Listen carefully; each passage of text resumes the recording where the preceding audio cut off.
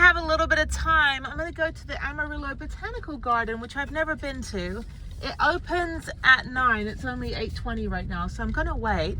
This looks great. Oh my God, this looks beautiful. So yeah, Monday through Friday, 9 to 5, Amarillo Botanical Gardens. I never even knew it was here. I've got a couple hours to kill since the trails are closed in Palo Duro. I figured that I might as well, you know, go check out the Botanical Gardens, and then there's a 2.5 or 3 mile trail at the Wilderness Center, the Wild Center, Wilderness Center.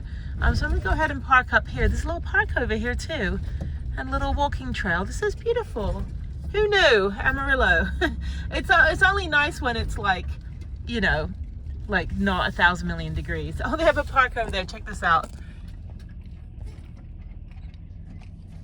It's like they've got part of Palo Duro in the little park area. So let me try to park in the sun, because that would be prudent.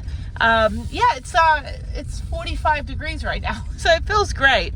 But yeah, I'm just gonna park over here, and when the park opens the gardens open at 9, I'll go in, and the other place opens at 9:30, and then I'll head over into Palo Duro for the rest of the next couple days. So let me park right here in front of the dumpster, because I'm classy like that. I need this space right here. Gotta be in the sun. Yeah, even though I have electricity for the next couple days, I still need all the sun I can get.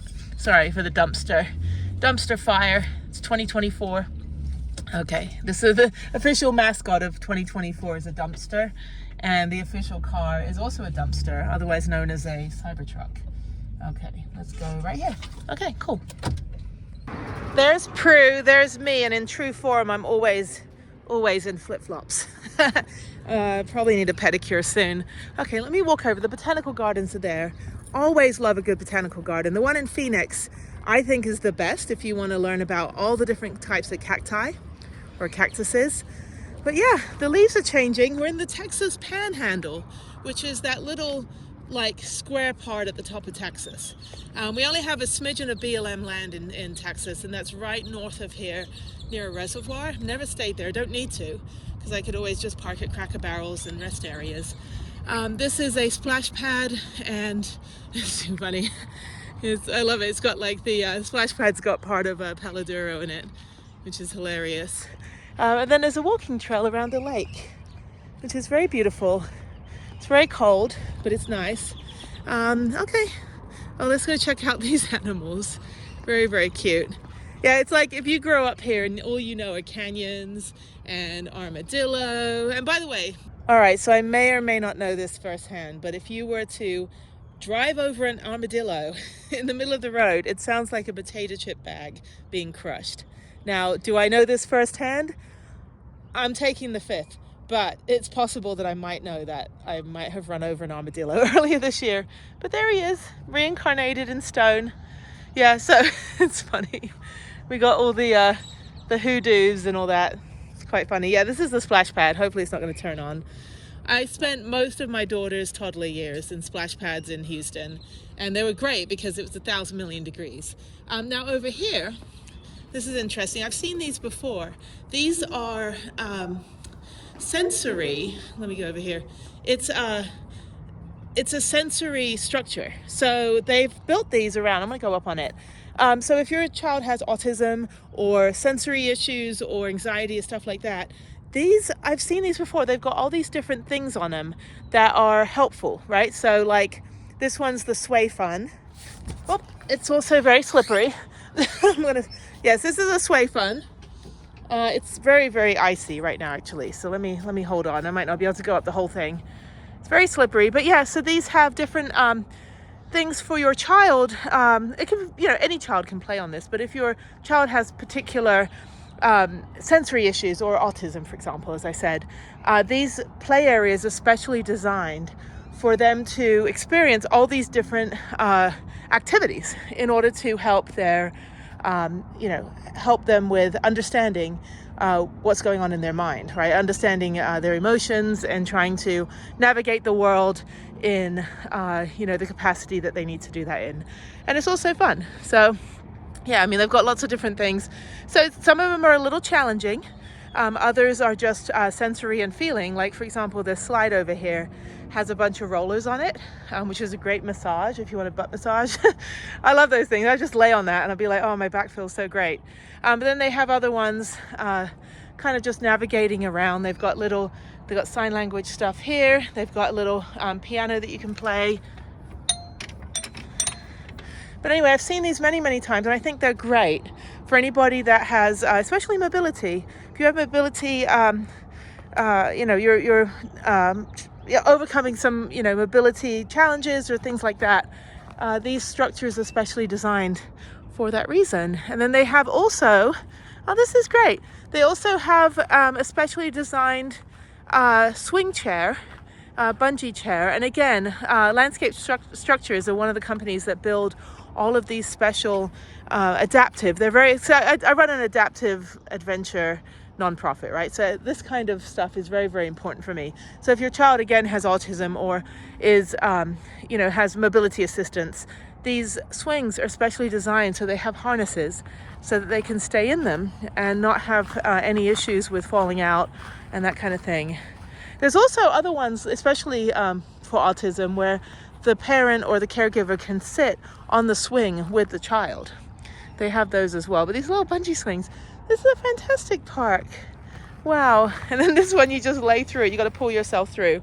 It also helps with strength, because a lot of times with mobility, mobility needs, your body is kind of overcompensating. So like when I broke my pelvis in the military, my left side was the one that was injured. My right side had to overcompensate. And as a result, I have a lot of spine issues from the healing. I mean, that's, people don't think about it. It's not just the injury.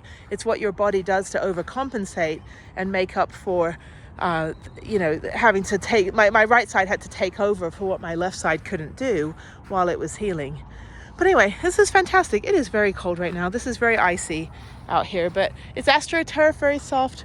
And I think this park is fantastic for all ages, even adults. So yeah, very, very happy to see. I'm always a big fan of anything adaptive. So get your free sunscreen here. That's great. Yeah, it does get quite hot here actually. But this is fantastic park. This is how all the parks should be. They should definitely, definitely be mobility assistive. I don't know if that's the right word. Anyway, and then this is a beautiful park. What a pretty bench. And it's a Tuesday at 8:30 in the morning. So I'm gonna go back in the van, warm up, finish drinking some of my tea in my Yeti. And at 9 a.m. I'll go in and go check out the botanical gardens. All right, so military and kids under 5 are free. It says, please come to the office to pay admission. This is great. It's not quite open yet. I think it opens at 9. I don't know how big the garden is. Maybe this is it? Or maybe there's more. I don't know. Very pretty. Just walk around. I don't know. I hope it's bigger than this. I don't know. It seems like it might just be this garden here. We'll see. The lady just came out and was like, you need to pay admission. I'm like, I'm free, lady. All right, here's the map. So it's a loop, which is nice. I'm going to walk around. And I met another person that knew my uncle. So my Uncle Ben Conis was an artist out here for a long time. Lived here, had an art school. His daughter, my cousin, I guess, has a ranch and like raises rodeo horses and stuff. And yeah, so it's nice and cold. They're telling me about another art studio. It's kind of like, what is it called? Like, there's a place in Houston where it's just a bunch of like warehouses and they're studios, but they're non-profit, so the artists can like work there for free. Basically, they can't charge rent. They're also not allowed to sell their art unless you see something you like. You can like negotiate a price, but there's no prices on the artwork. It's not like a store. But they have one here as well. It opens at noon. I may or may not go. I want to get into Palo Duro. I want to go do this one first, and then I'll go into Palo Duro and just spend the rest of the day there. Hopefully some of the trails might be open. But yeah, this is great. Let me take some photos and video and let's walk around. Oh, there's a torii gate. the obligatory, like, oh, let's put something Japanese here to make it all like, one with nature. I lived in Japan for 4 years, so I always think it's funny when there's little Japanese stuff splattered around. It's not like in Japan where they've got little American stuff or anything. They don't have that kind of crap. Anyway, okay.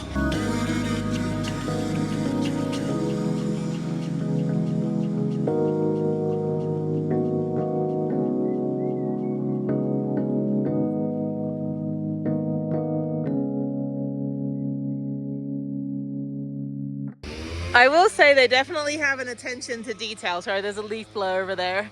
They've got the birch trees and the little lanterns, and they have camels apparently. Oh no, that's the three wise men, never mind. Because, you know, in Buddhism, the three wise men brought some gifts to Buddha. That's a thing. I don't know, I think there's a little bit of historical context messed up there. Okay, it's Texas though, they kind of lump everything together. Anyway, so it's like, yeah, I'm not even gonna, it's funny here, like they're so out of touch sometimes. I'm like, you know, I don't really think the three wise men went to go visit Japan. Anyway, but Jesus does have a Japanese brother that's buried in Shingo in northern Japan. And yeah, it's a thing. It's apparently Isakari, I think his brother's name was. He switched places with Jesus when Jesus was 31. So Jesus moved to Japan when he was 31. He didn't actually die on a cross. And he became a rice farmer. And then Isakari went and spread the gospel around the world. And then they're both buried next to each other. I'm not kidding. It's a real thing. I went there multiple times when I lived in Japan. And I went there in 2019. I'm gonna call bullshit on that. But anyway, okay.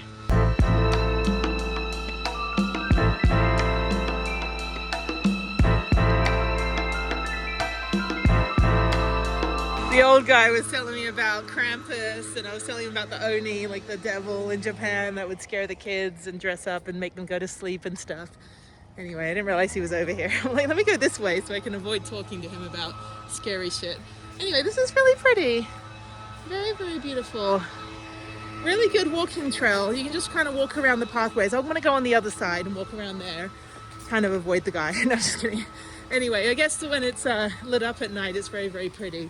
It's like a Zubu at the Houston Zoo. I went to when my daughter was super tiny, when she was like 1.5 years, 2 years old. And she just wanted to run around with this little light stick that I got her. And everything was lit up. And the poor animals were like, you know, literally just ogled at. So I'm back over on this side. I'm not going to spend too long. I'm going to get out of here in a minute because my toes are cold because I'm walking around in flip-flops. So I'm going to go on the other side, check that side out, and then head on to the trail. So I'm going to do this 3-mile trail out in the little nature area. The lady said it was really nice over there right now. So I'm going to do that and then head into Palo Duro and just kind of park up for the day. Probably just going to work on my computer and enjoy the view. It takes about maybe an hour to drive through down to my campsite through the park. So I'm probably not going to get to my campsite anyway until by 2. But yeah, ooh, it's chilly. Chilly in the shade. Chilly in the shade.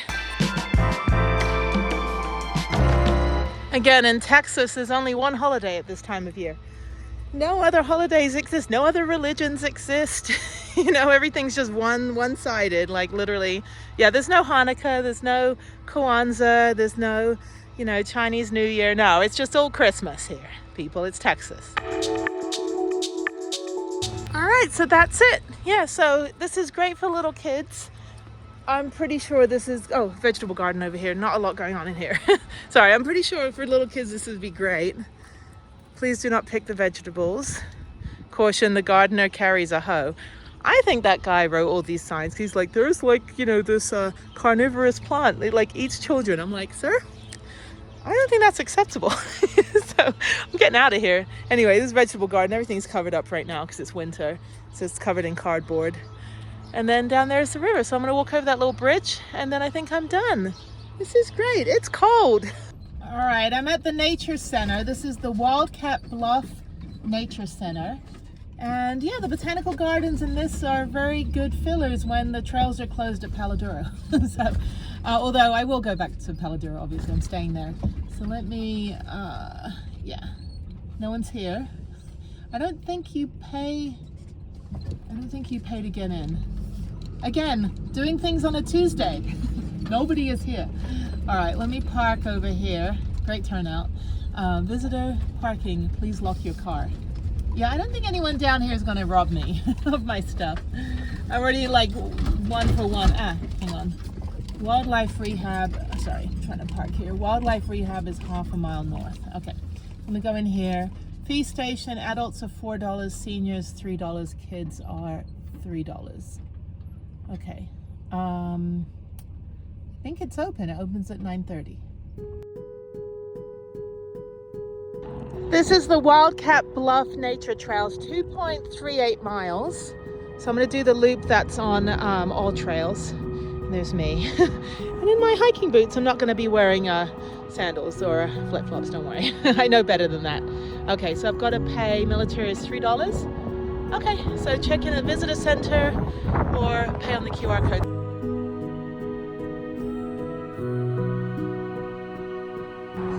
All right, we're all paid up. Okay. Happy to give $3 to this. The guy in there is like, my dog's on the porch. I don't know, he was all dressed in like garb from like the 1800s. I thought there was like actors and stuff. Sometimes you go to these places in Texas and they have like volunteer actors that just like dressing up in little, Little House on the Prairie clothing. Okay, so this is something over here. I don't know what that is. And just proof of life because I'm the only person here. So anyway, the leaves are pretty. They're changing behind me. In other words, they're dying. So, all right. Yeah, I think this is just a very flat trailhead. So it's a good walk, 2.3 miles around. I might see some nature. All the what the fuck animals have been dropped on Texas and Australia. Although in Australia, they're like, yeah, come to Australia, people. It'll kill you. Just like, okay, great. Get mauled by a mountain lion. Okay, all right, so I'm just gonna follow all trails. I'm gonna go counterclockwise, and that's it. So yeah, this trailhead right there. And I'm in my Blanding, what is it, Cedar Breaks? No, Cedar something, whatever it says on my hat. Cutest little like Native American museum in Blanding, Utah. So if you're going up to Monticello or going up to Canyonlands, or if you're in kind of the eastern side of Utah, southeastern side, stop off in Blanding, check out the Dinosaur Museum, which I did a video on that. They had all the movie dinosaurs, like from, going back to like the 1940s. And then they had the museum up the road is where the Native American mounds are. And I got this cute little hat. What's funny is and they have petroglyphs and things. What's funny is George Washington actually didn't know there were dinosaurs because they weren't discovered until after he had died. Can you imagine that? Growing up and not having a favorite dinosaur? My favorite dinosaur is Brontosaurus, just to let you know. He has a little brain, but all he wants is a salad. Okay, my guy's watching me. I'm making a video, dude. Okay, let's go. So I'm gonna see tomorrow, if I can't ride my mountain bike, the horse trails might be open. I'm not sure. Okay, trail map. This is the Gnarly Mesquite Trail. Oh, it goes through here.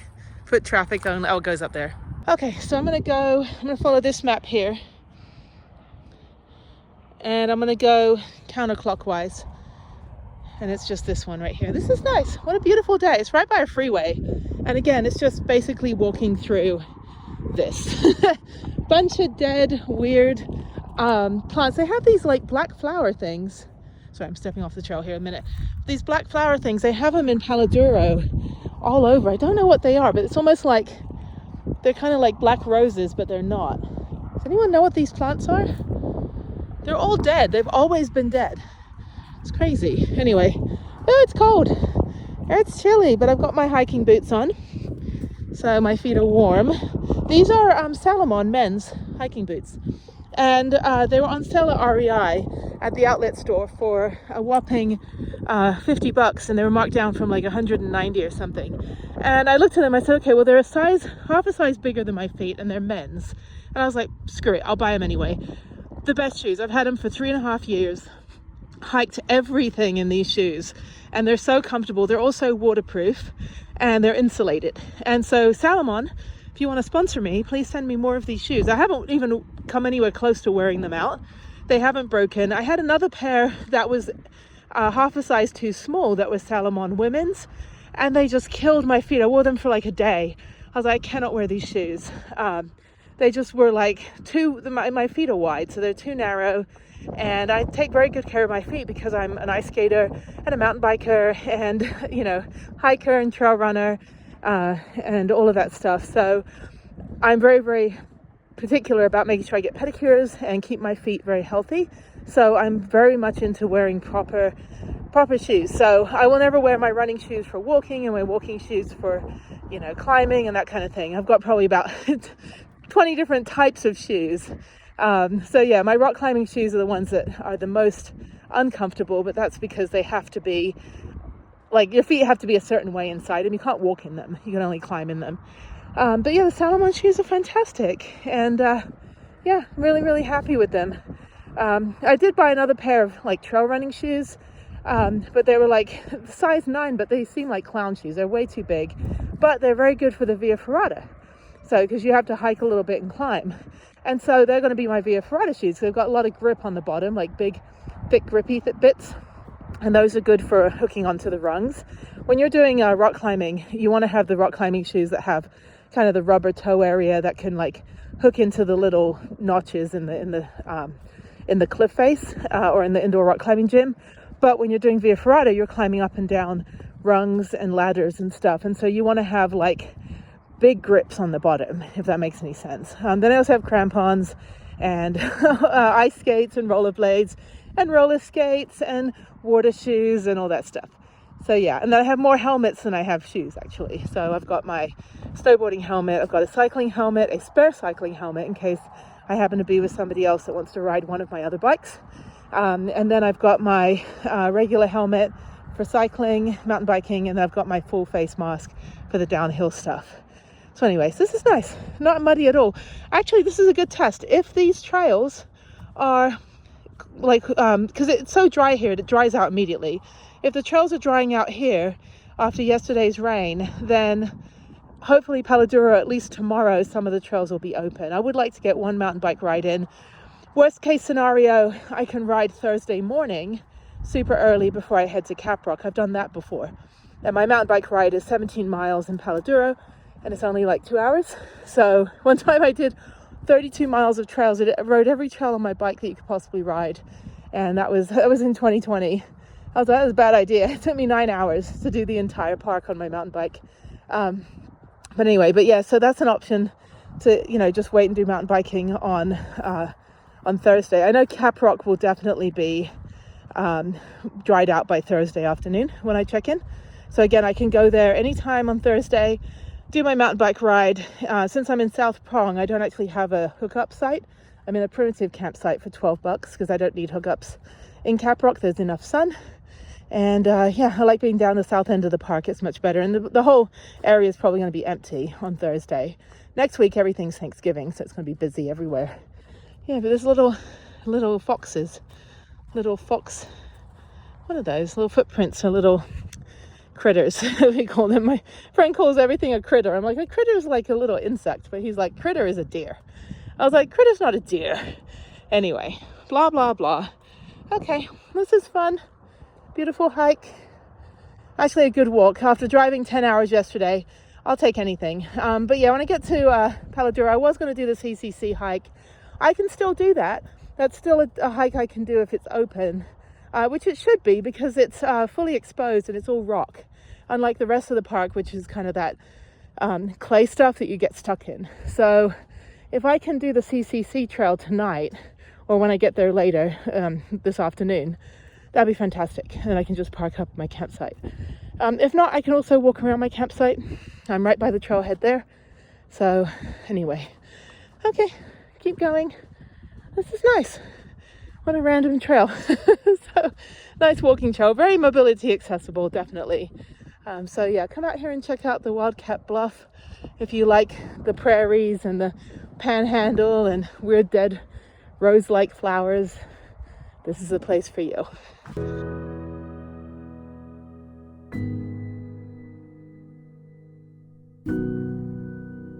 The wind definitely carries a lot of noise. I can hear a dog barking from way over there.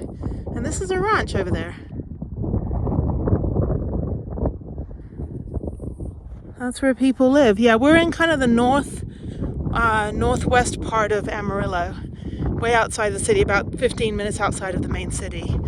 Yeah, this is all just private ranch land. And they're building a massive freeway over there for some reason. So yeah, there's a lot of road noise. Even though I'm way out in the middle of here, I can still hear everything because the wind carries the noise. So if you're in a campsite and you want to be like, you know, hey, I want to be like loud person at night, just realize everyone can hear you.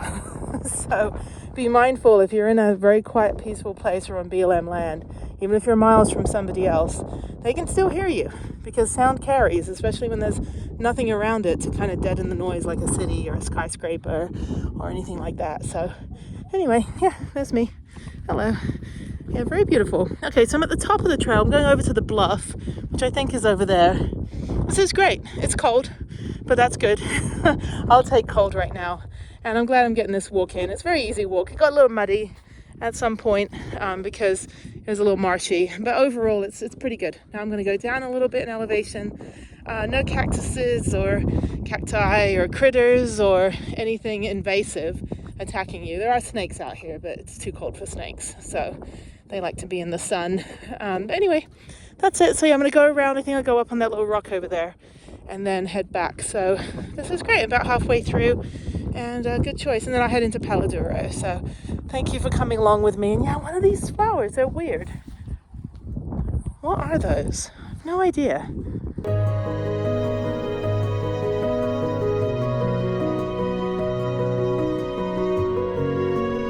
That's the bluff that I'm going to walk up. I don't think you can get off the trail and hike up there. Although, I don't know. Humans tend to just do whatever they want sometimes. Yeah, I don't think you can climb up there. I don't see any bouldering or any of that stuff around here. But yeah, it's very, very pretty. It's just kind of a bunch of rocks in the middle of nowhere. Now I'm heading on the Upper Bluff Trail, which isn't part of this loop. I'm just going to go up there so I can get to the top of the bluff. And that's just over here. So it shouldn't be too far up there. Maybe just about 5-minute walk. But much better than trying to climb the rocks myself, which is going off the trail. And you don't want to make social trails, so just, you know, follow the map. You know, even if it's about 5 minutes extra walk, do it. Don't try to, you know, be a hero and be like, I'm going to be like Alex Honnold and scale these rocks. No, follow the trail, dude.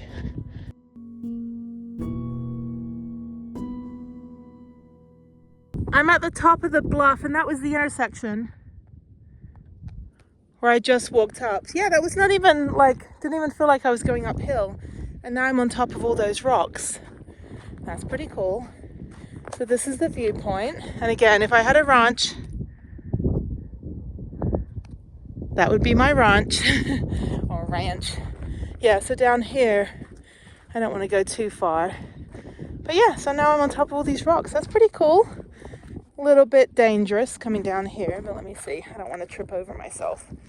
Make sure my shoelace isn't undone. Yeah, there it is. Wow, this is beautiful. I'm just going to stand on the edge here. Yeah, so I climbed all the way up. I was on that pathway down there, and now I'm all the way up here.